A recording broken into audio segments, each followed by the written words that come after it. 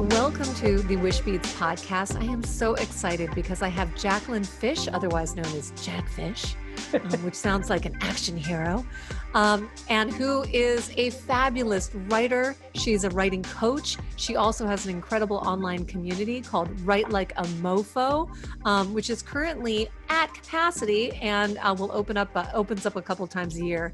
But she's fabulous. I've worked with her in the past, and I am so excited, Jacq, to have you on the podcast. Thank you for joining me. Thank you. I'm so excited to be here.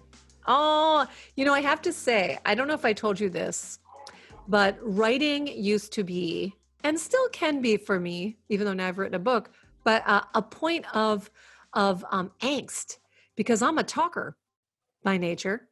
And there's something that happens about having to translate like what you want to say into when you start writing, especially when it comes to like sales copy or talking about your business on the internet. It's funny. So how do you, what's your, like, I know this sounds so cheesy because it's like, give me the 2 seconds, like, what's your secret? But I mean, you do it so beautifully. I love your writing, and you do it in a way that almost sounds like a conversation, which is really, it looks easy, but I know it's tricky. What is that key to finding that authenticity, that sort of that honesty that comes in your writing? Thank you. Well, thanks for the compliment. That's a big question. I know it's a big question because you feel like I teach people to do this like over time, not in 2 seconds. Yeah, and it's nuanced. So it's interesting that you started off by saying that you're a talker. So I'm curious if you used any of that to do your writing. Did you look at anything you recorded or anything like that? I did, and I've actually tried in some ways to have transcribe what I've said.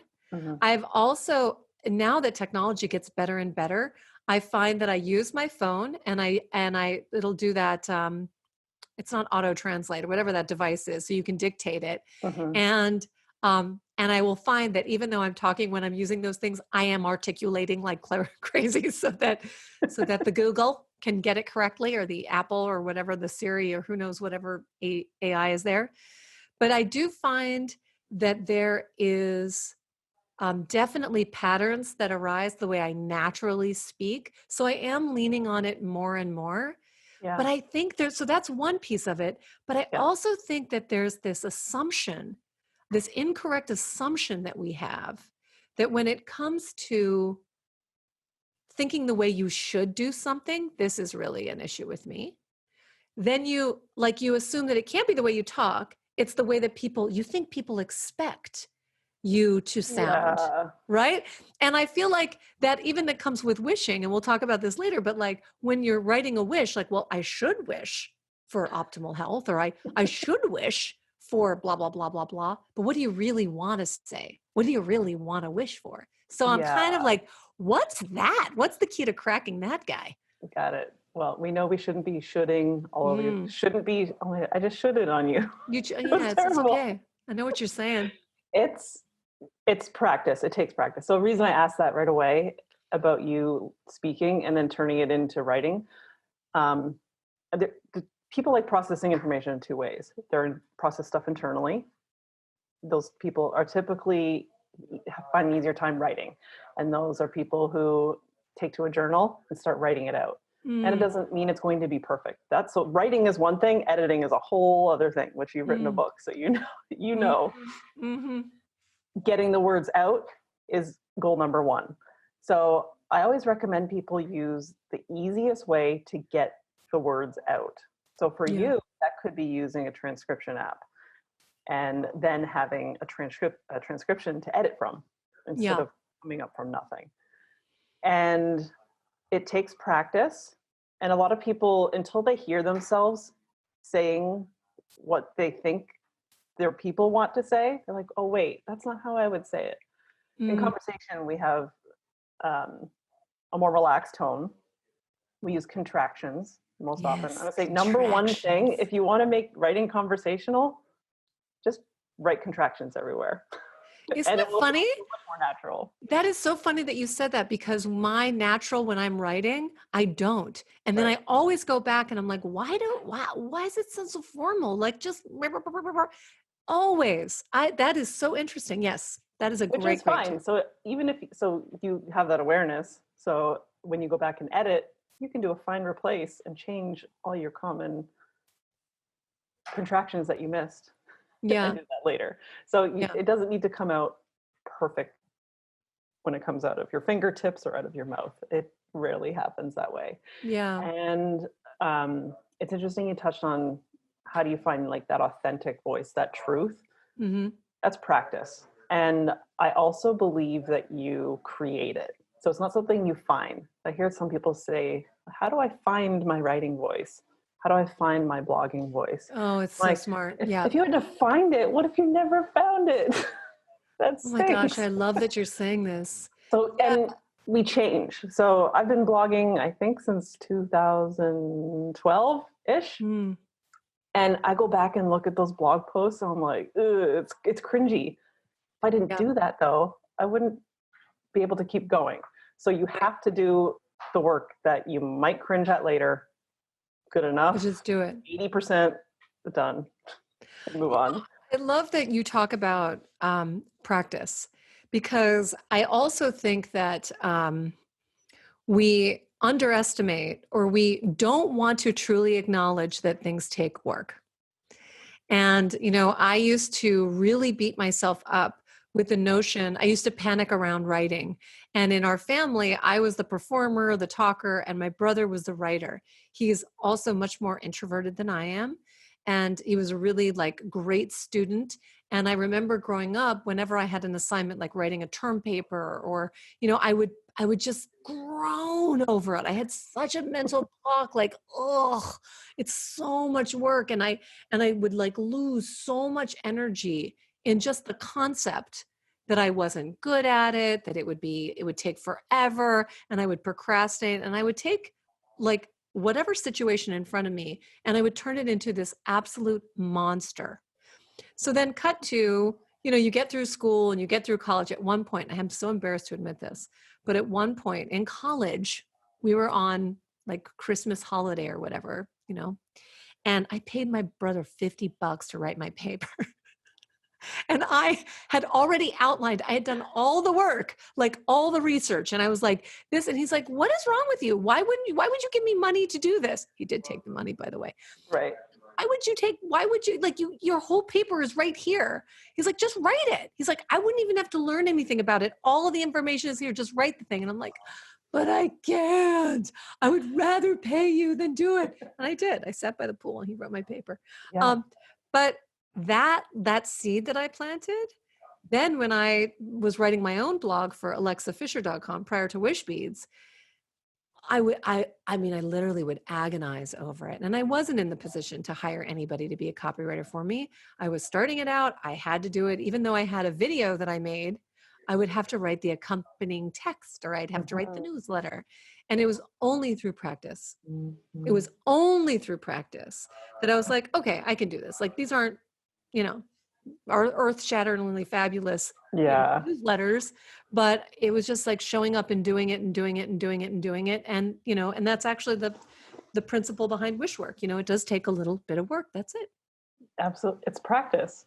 It is and practice. It's going to be uncomfortable when you first start. And I hear that a lot. People are afraid to publish that first blog post, or even their 10th, or if they missed a month or two. How do I jump back in? Yeah. You jump back in with wherever you like. And the practice is, you can practice everywhere. So a lot of people tend to forget all the places where we write. So if you're stuck on writing sales copy, switch gears, write an email to a friend. You're still keeping those muscles warm. Right. And then you can switch gears and go along. Right. I wanted to ask you, so right in the recording of this podcast, you and I are cooking up a plan where we're going to be doing Wishbeads with your online community, with your Write Like a MOFO community. I'm so excited about that, because I love this idea of bringing a group together, and I do this with my wish circles, but especially groups who are committed to their goals or intentions and taking action, which is the accountability that comes with basically masterminding. So, can you talk a little bit about? Because I know you're familiar with Wishbeads, of course, and you have your own Wishbeads, and maybe you even have a Wishbead story to share. But what is what you find is impactful about maybe that visioning and intention setting and goal setting alongside that group experience or that the group commitment to sort of the writing and the coaching, that the work that you're doing there. Yeah, great question. So in a group, so I did this with a handful of business friends too. When you make a declaration together, or even speaking it out loud, which is also can be kind of scary. I feel like, do I want other people to know this? So Yeah. not everyone did speak what they wanted out loud. And also people are worried that they're going to like jinx it. Yeah. So Yeah, I know there's some mythology around that. I don't know where that comes from. Like if you say it, it's yeah, not going to come true. We got to bust that open. That's yeah, not true. no, yeah, I'm all about rewriting that. Yeah. At the beginning of each week inside the community, I ask everyone to declare what they're going to work on this week. And even writing that down or speaking it out loud, and sometimes they just say it. They're like, I'm just putting this here because I'm going to make this happen. Yep. And then, you know, what's interesting is people forget. So you forget what you've written down. And I mean, Yeah. even with like the wish beads, I have 3 of them. This one doesn't have a wish in it. So I felt it was like bad luck to wear it. Isn't that interesting? That's interesting. Well, sometimes you can wear it just to give it your energy so that you can welcome the next wish. Just Yes. give it your good energy. Yeah. Saying I'm ready So for that intention to pop in. yeah. So I like to after we're jumping all over the place. We sure are. Sorry. It's okay. um, so writing it down, I think, is just one piece of it. And I also like to write it in a very specific way, as if it's a future date. So it's specific. Mm-hmm. Are we talking about your wish or your intention for the week inside the community? Your wish. Ooh, okay, cool. The intention for the week is usually pretty simple. It's like, I'm going to write 4 blog posts. Okay, So it's gotcha. very, very short, which, Yeah. and that's action towards something bigger, which gives me so many ideas for how I'm going to roll this out inside the community. Yeah. But when you're writing your wish, writing it past tense as if it already happened. So on such and such date, I will have done this or experienced this amazing thing, and it will have been easy and fun. Oh, I've been writing my wishes, and I always use that that notion of with grace and ease. Like it's just going to be Yes. easy. Like, Yeah. oh, it's just so wonderfully easy Because why to. would we want to do it any other way? Why would we? But subconsciously, you'd be amazed. I've been carrying around, I'm done with them now, they're gone. But these ideas of like, I will work harder than anyone. I will show it to such and such that I am such a good hard worker. No, Yeah. not helpful. No, thanks. Bye-bye. Bye-bye, Yeah. subconscious idea. Not So helpful. writing it is number one. There's visual. I can't speak. You can speak. Visualization. Yeah. Which I know you take everyone through an exercise in that too. But Yeah. doing that yourself and doing it every day, and getting yourself into the emotional state of what will happen when it's there, and also knowing what's the very last thing that needs to happen for you to know that that intention or wish was true. So That's like a what nice needs to layer. happen? Yeah. Like it's a flight to somewhere is booked and you're sitting on the plane. Like that's when it's done. Okay, so that's the time that you're thinking of. So when you're there at the airport or sitting down in your seat, settling, what do you notice? Like looking around you, what do you see? What do you smell? Yeah. And it's taking that whole experience and making that visually bigger, brighter, louder, Yeah. like being in it. And it does sort of permeate you on a cellular level. Yes. It's pretty wild that I can even see when I lead people through the guided visualization, which I'll do with your group as well, this idea of watching people's faces before you begin, and everyone's kind of like, they're present, maybe they're excited, or maybe they're preoccupied, or wherever. And then you go through the experience in which you're invited to activate all of your senses and really see it, feel it, smell it, touch it, and be there. Whatever that looks like for people. Some people aren't seeing it like a movie, but maybe they're feeling it, or there's an emotion or a sound. And you look at their face, and there is this energy of satisfaction that is Mm-hmm. actually so nice. It's so nice to, to experience, because, for them, because it's like they've gone on a little astral vacation, and you can drink from that well over and over again. And going back to that piece that you were talking about action Yeah. and practice, is that actually drinking from that well, almost in a visual, just ongoing visualization, whether you're thinking about it before you go to bed, or when you wake up in the morning, or even meditating and just allowing yourself to see, feel, and experience it again, is one aspect of it. But the other aspect of it, it's like a roadmap. It's literally like, well, what did you see? Like, where actually were you? And a few days ago, when I was doing this with a group, a woman said that she saw her siblings and herself in the meadows in a park, a national park that looked like Yosemite. Well, Yeah. there's a lot of specificity there. And while she likely can't book a trip this summer because of the circumstances right now, maybe summer 2021, it's specific. It's like a real place and a time. And she can call her siblings and say, let's plan for this. What do you think? Yeah. And suddenly you have a list of next steps that you can take, towards your wish. Yeah. That's helpful too. So to back into it. So what's step one?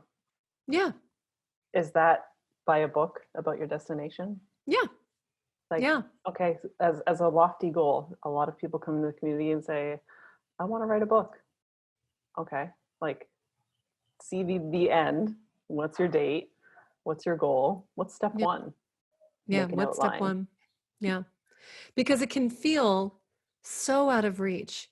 You can immediately go to that energy of overwhelm if you think, well, I want to get a literary agent, or I want to write a bestseller, or I want to launch a website and have it earn X amount of dollars, or whatever those things are. Those are big, bold, beautiful wishes. But immediately, that little chatter monkey in your brain is popping out all the reasons why that's too big. You can't have it. You don't have enough time. You don't have enough skill. Who are you to do it? Wow, wow, wow, wow, wow.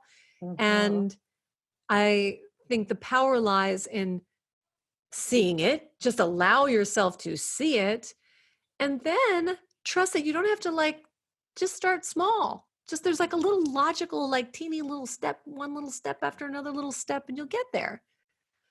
But positive Yeah. thoughts and actions really help pave that way for that success and that eventuality. Yeah. And it may not show up just as you thought, but something, Yeah, that's another big one. yeah, but the intention of it, I think about the writers, specifically. Let's say the gentleman who wrote "Don't Sweat the Small Stuff." Um, I'm friends with his wife, Christine Carlson, and I can't remember his name, Carlson, who actually wrote that. Her husband, he was quite famous. He passed away. Um, but like, I think it was like 10 of his books were all didn't sell very well, Yeah. you know? And then he wrote the 11th book or whatever. Forgive me for not remembering specifically, but it was something like 10 books were like meh, to the point of like, oh my God, I have to change my career. I'm really not a successful author, and I have to feed my family. And what am I going to do? What am I going to do? And then he wrote one book, Don't Sweat the Small Stuff. That's And it. it changed his entire life and his family's life. Yes. So you can't give up, because your big thing is just on the other side of that voice of doubt. Yeah, you never know how it's going to show up. I mean, Mhm. even with weekly blogging or like emailing subscribers, Yeah. you spend, I hear this a lot, and it happens to me too. I spend like so much time working on an article, and I'm like, this is so good. And you send it out, you get nothing. Yeah. And then every now and again, you just get like a stroke of an idea. You're like, oh, I'm gonna write about this. Write it really fast, send it out. You get like 10 emails. This was amazing. It changed my life. I'm like, what? Yeah. Same thing, smaller Eh, scale. Yeah. Yeah. And I think for me, it's just like always playing the long game. And I remember a long time ago, I don't know why this pops into my mind all the time, but I went to graduate school for acting and it was a 3-year program. And afterward, people asked me about that. And this one guy in particular, and his acting career was going pretty well. And he said, I'm thinking of auditioning for this program, but it really bothers me that it's 3 years. I mean, 3 years of my life. It's like, and then he started like doing the math. He's like, this is so much. And I don't know if I can, sacrifice 3 years. And I remember saying to him, I was like, well, that's cool. It may not be for you, but 3 years is going to come anyway. Yeah. So do you want to have the experience and allow 3 years to pass? Or do you not want to have the experience and still allow 3 years to pass? And I think somehow, again, we jump onto some sort of notion that stops us. It's like some sort of rationale that's like, well, I couldn't possibly. It's not going to be worth it. And, he didn't ultimately decide to go to graduate school, which could have been absolutely appropriate for him. But it's that notion of time where here I am sitting on the cusp of my 48th birthday. And I remember agonizing at all these different steps in my career, beating myself up. Am I doing the right thing? Should I leave this career? Should I launch this? Should I invest my time here? And I'm so happy that I just kept on giving it a go, Yeah. It's and the next best decision in the moment. yeah. What's the next best decision? Or things that you interpret don't go well. Okay, so just move on. Do something else. Don't take it so personally. Yeah. Wild, wild. So, talk to me about your intention of bringing Wishbeads to your bigger group, to the bigger group that we're going to be doing shortly. What are some of your desires of how you want to deliver it to them and what they hope to get out of it, specifically Yeah. as it relates to bringing it to community? Yeah. So I love the community. It's one of the favorite parts of my day when I get to do what we do together. And that's we get on Zoom calls and we write.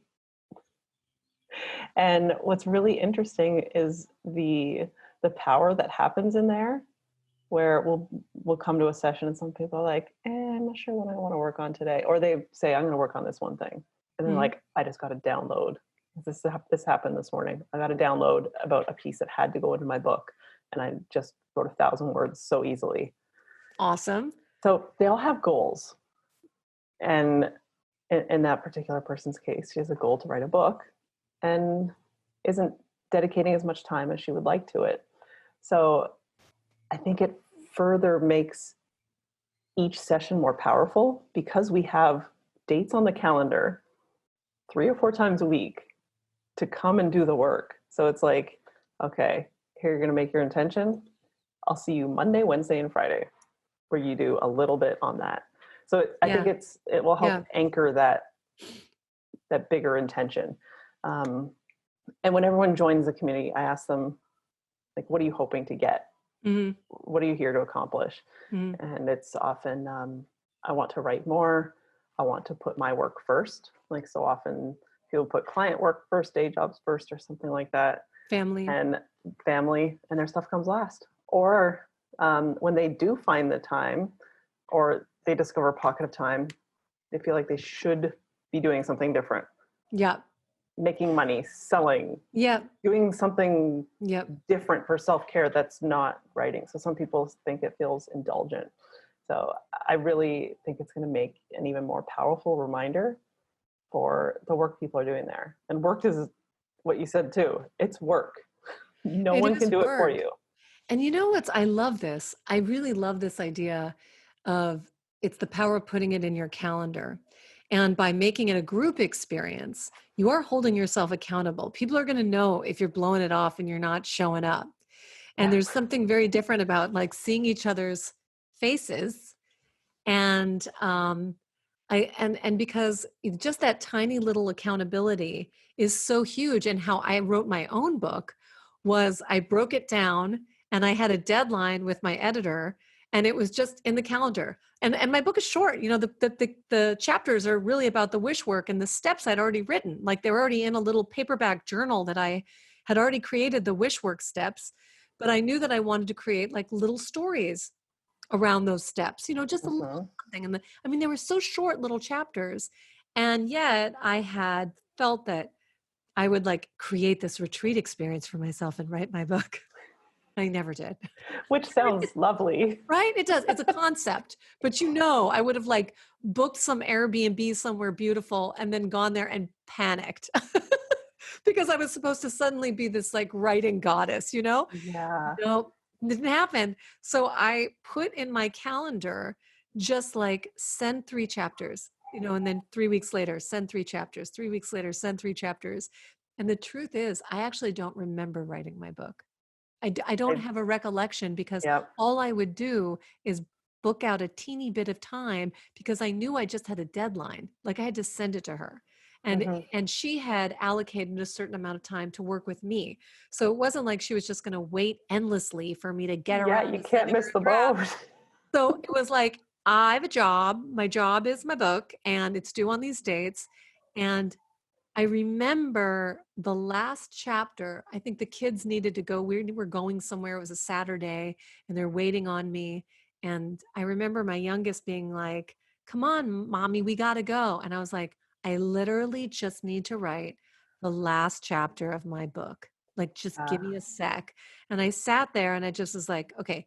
I was like, all right, I think that's good. And I hit send and I wasn't thinking like, oh, my book. I was just thinking like, cool, done, check Yeah. off the to-do list. And now I look back at that thing and I'm so proud of it. And I don't remember doing it. I was not like this big dramatic, beautiful thing that I did. Yeah. I put I it believe on the list of things to do.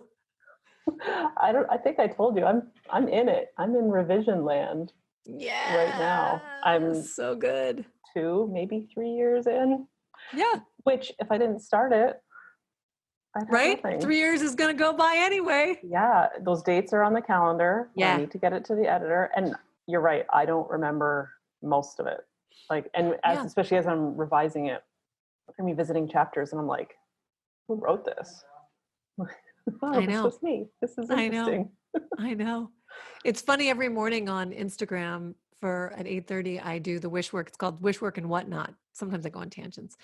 But I'll read like these like tiny little short chapters and sometimes I'm reading it I'm like, "Oh my god. That's that's funny. I don't remember me like bringing up that story or whatever." Right? But it can be fun and it doesn't have to be painful and it doesn't have to be so precious, you know?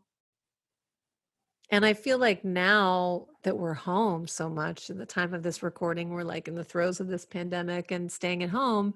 What a wonderful time to be creative. Yeah. If you're lucky enough to be home with a little bit of time, even with juggling all of life's work and family or Yeah. alone or quarantine or whatever that is for you, it Yeah. is a wonderful time. The easiest way for me to know it's going to happen, it goes on my to-do list every day. I should have a couple Hmm. tricks to get it done. Yeah. It's on the to-do list. Even if I only spend 25 minutes, it's still 25 minutes and I can still make progress. Yep. Another Tiny trick, goals. another trick I will do is close all my computer windows except for exactly what I'm working on in the morning. Good idea. You open it up and you think you're going to jump in and like putter around. Nope. It's like, oh, this is what I was supposed to do first because you forget. Totally forget. And we're being pulled in a million different directions and being asked to check on this and respond to this and take care of this. And the next thing you know, it's time to make lunch for everybody. Taught them all how to cook this week. I know. Oh my gosh, right? I'm telling you, this has been the best life school. Like talking about, we both have, for those of you listening, we both have 2 kids. And you have 2 kids, right? Yep. Yeah. And um and and it's like life school. I'm like, and laundry and dinner and like all the things like welcome to the life. We're all Yep. in this together on the ship. Everybody. Yep. Absolutely. And everybody helps. Everybody helps. Everybody helps. Oh, this has been such a pleasure speaking with you. I am so excited to know you, to have the privilege of working with you. And I so thank you for sharing Wishbeads with your community. It's really awesome. I'm so excited. Well, a few of them in the community already have them and love them and have swapped out Yay! their wishes a handful of times already. So Yay! Yay! Good, good, good. I'm Well, it's time excited to for new share it. wishes, and we'll Yes. make sure to get a new wish in your. I think it's a labradorite bracelet. Yes. Yes, I yes, took the yes, old one yes. out, and I just grabbed my paper, and I'm going to make a new one. Yay! Today. Yay! Oh, that's amazing. Well, what is the best way for everybody to find you and your work? Best way to find me is on my website, JacquelineFisch.com. Awesome. And that's Fisch, Fisch. That girlfriend and I, we both have an Fisch, in my case, ER. Yeah. And that I've spelled that more times than I can possibly count. More and more Yes, and me more. too. Because everyone's like, Fish? I'm like, no, wait for it. Fisch. Yes, dramatic pause. Dramatic pause, because I want your brain to really catch it, really see it, feel it, taste it, write it down. Yeah, that's how it goes. That's how it goes for us. Yeah. But thank you, my friend. I wish you all the luck in the world with your book. I cannot wait to read it. I will see you soon inside our own virtual wish circle in your community. And if you, wonderful listeners, want to check out the incredible Write Like a MOFO community, sign up. I think even if the community is closed, it will open again, and your big writing dream can come true with a little accountability and support and wisdom from my friend, Jacq Fisch. So sign up, sign up, sign up. All right. Thank you, my friend. Thank you. All right. Take care.